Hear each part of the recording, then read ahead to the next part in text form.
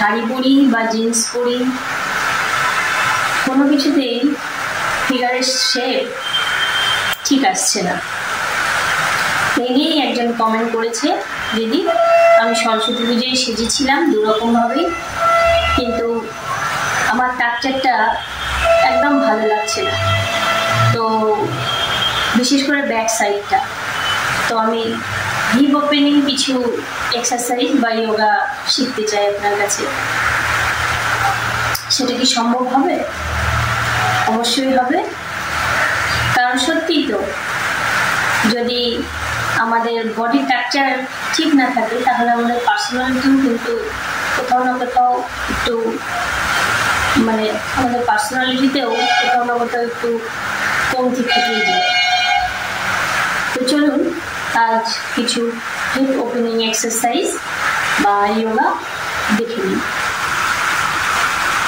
প্রথমে তো কিছু প্রত্যেক ভিডিওতেই বলে এসেছি যে ফ্রি হ্যান্ড এক্সারসাইজ করাটা জরুরি। তারপরে শুরু করব আমরা বীরভদ্রাসন। বীরভদ্রাসনে করলে আমাদের হিপ ওপেনিংয়ে বিশেষ লাভদায়ক।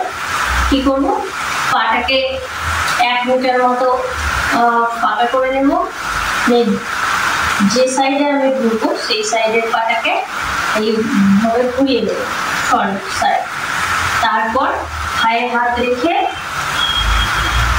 পেছনের পাটাকে যতটা পারি স্ট্রেচ করব। এখান থেকে আমাদের লেগটা এল প্যাটার্নে থাকবে, এইভাবে স্ট্রেচ করব করে এইরকম ভাবেও করা যায়। মায়ের থায়ের উপর হাত দিয়ে এইভাবে ডিপস দেবো 1 2 3 এইভাবে 20 সেকেন্ড করবো। তারপরে হাত উপরে করে দিয়ে ব্যাক যতটা সম্ভব হয় ব্যাক বেন্ডিং করবো। রিল্যাক্স। সেম ভাবে অপোজিট সাইড এইভাবে ঘুরিয়ে নেব, নিয়ে এইভাবে এই জায়গাটা সোজা থাকবে, কেউ কিন্তু সামনের দিকে হেলে করবো না, একদম সোজা। পেছন দিকটা যতটা পারি স্ট্রেচ করবো, এইভাবে ডিপস দেবো বা কিছুক্ষণ এভাবে স্ট্রে করবো।